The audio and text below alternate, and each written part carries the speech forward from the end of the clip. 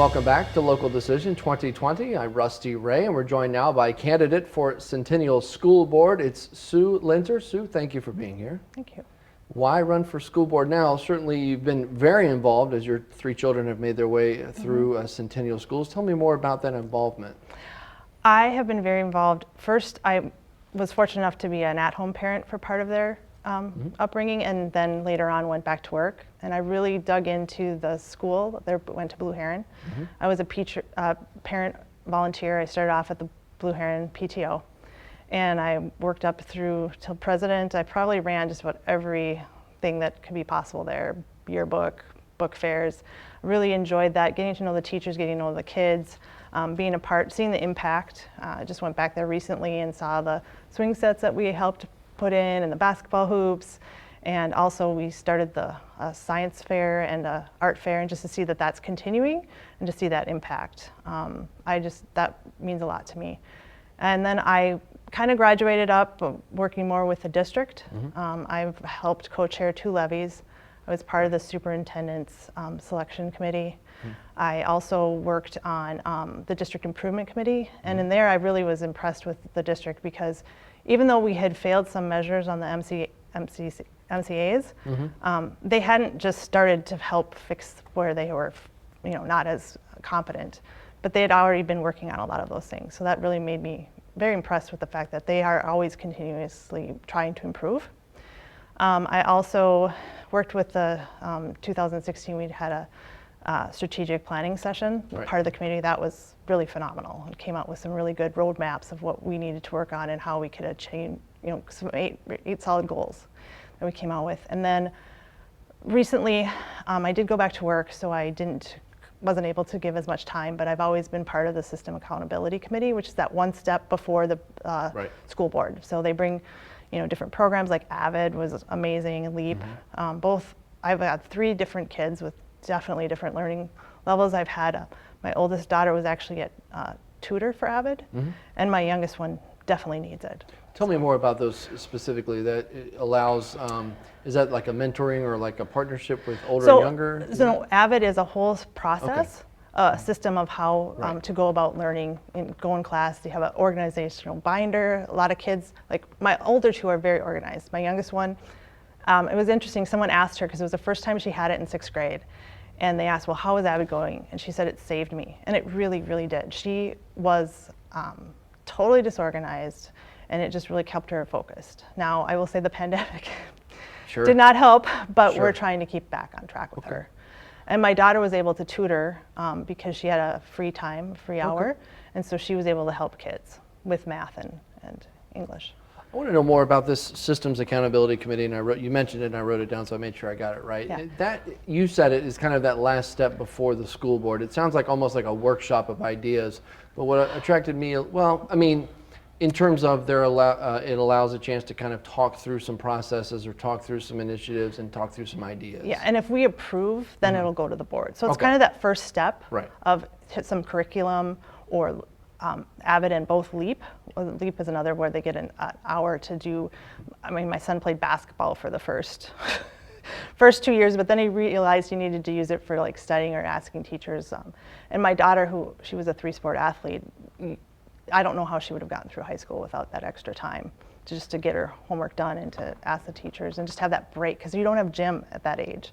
And it really helps, it really helps them survive. It sounds like the district has a lot of this in place, where there's parent involvement, there's student involvement and feedback, and constant process evaluation and things like, and that it's very valuable for families and for the schools. Yep, and I've been really impressed with the pandemic. Not with the pandemic, but with how they've handled it. They were able to pivot quickly, and as a person who is not teaching is not I was not meant to be a teacher with children of little ages, and I see kindergarten teachers and how they're pivoting.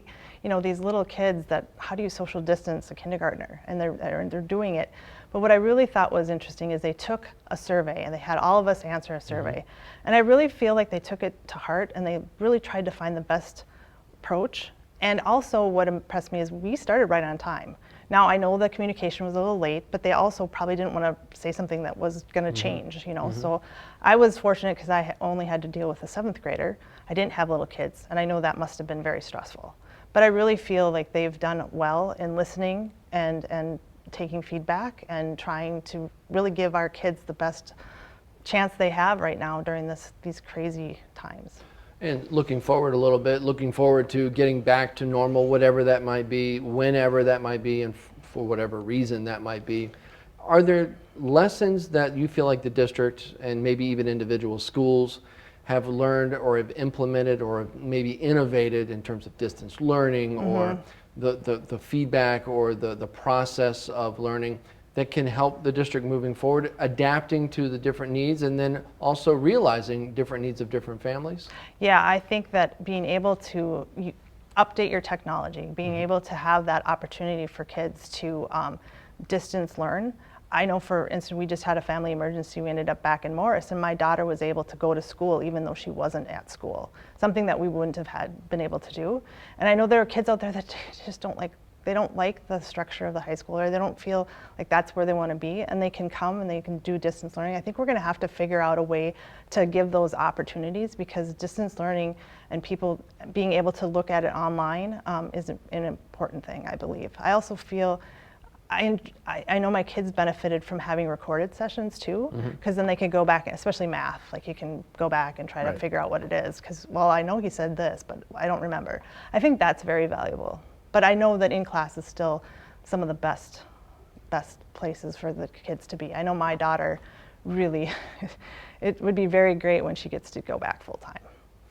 No matter who is on the school board when the new year begins, COVID certainly will be still the biggest thing to tackle, and there's immediate decisions that have to be made, just like with any government body.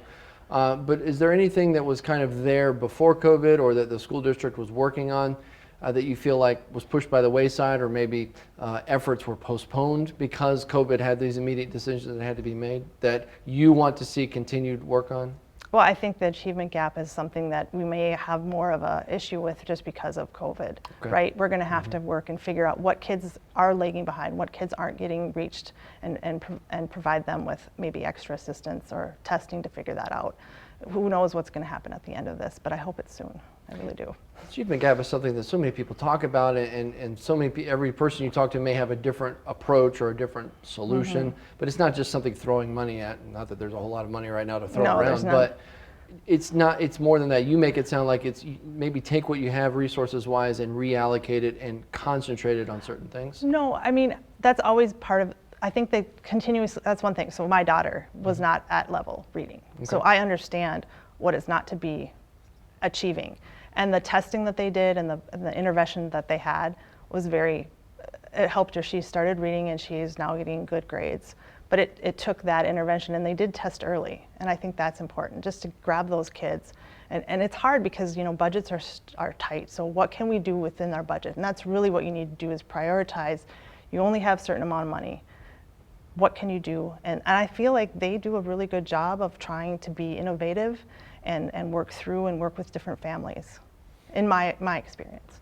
But I know there's a lot of things that I don't know because I'm not into all those decisions and in all those meetings. But I've in my experience, have had good experience. Okay.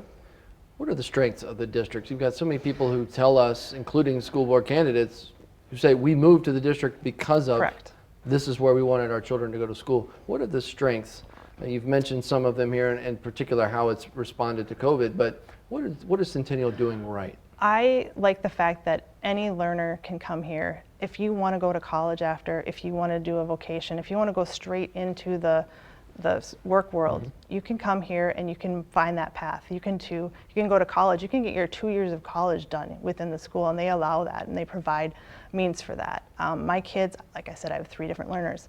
I have one child who really looked at going to college and schools and decided that he really liked high school and wanted to continue that, and so he did that, and he got into Madison, and he worked really hard to get there, but they helped him achieve that. And I would say my youngest, I don't know if she'll be in college, but I know that I think she will. But if she doesn't want that, she will be able to go on and have a successful career in whatever she chooses, because she'll have that foundation that I think Centennial gives you.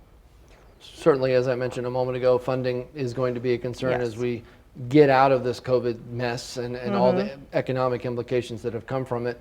You mentioned you've served on 2 of the levy committees Yes. over the past maybe 4 years or so, 4 or 5 before years? that. Yeah, Yeah. okay, so before that. Yeah.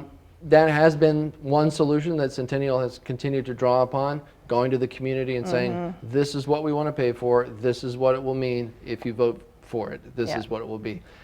For some districts, that's not as much of an option, perhaps, as it is in Centennial, but is the challenge primarily because of the property tax base and not large industry? Correct. It's mostly rooftops, which continue to be built. Yes. However, the levy seems to be the way to go. Is that going to be continuing every few years of looking at the I needs honestly and- don't know that. I am not Okay. aware. I know that our building should be set for quite a while, and who knows what the state funding is going to look like. Right. I have no idea where that will be. But those will be decisions that will come up, and those will be had to made. And you need to look at the data. You need to look at the situation around you, and look at the teachers, and look at the unions, and what the community can do, because a lot of people are suffering. A lot of people have lost jobs. There's a lot of things to take into consideration. What do you think Centennial School District needs to do better? I think that we have 5 very different elementary schools, and I know they're working to try to make them more equal, but sometimes, especially Blue Heron's very large, and trying to serve all those students gets very complicated. So I think that's one area. But I think continuing to listen to the community and continuing to work hard on making sure everyone feels safe, making sure that they're not dealing with racism, or they're not dealing with bullying. Continue that effort, because that's there, and it needs to be worked on. And I think having the conversations, having more community conversations, having the involvement, because we're all kind of in this together. How can we make this a better environment for our kids? And I know that in this year of 2020, that's been the other big topic. Yep. is relations, and there has been conversation about that. There have been meetings, and there have even been recommendations, and I Yep. understand the school board has taken a couple of actions of Yep. establishing an audit and things like that. Yes. You see all this happening, and seeing the way the school board responds to it has Yep. got to be a good sign for parents. Thank you. I feel so. Like I said, just taking the survey to understand what we want for the COVID, and to see that there's action taken. We have a community group that has said, hey, these are things we need to do. We have student groups that are saying, hey, we're not, we don't feel comfortable here. They're bullying and racism and things like that. And I just really feel like it's a group of 6 people that are really working hard, and they've been spending a lot of hours trying to make sure that they, live up to the mission of our school, which is providing education for all the kids, emotionally and academically and socially, and letting them be prepared for the future. And I think that's what they've kept that in sight. Okay, Sue, thank you very much for Yep. being here today. We appreciate it. Thank you.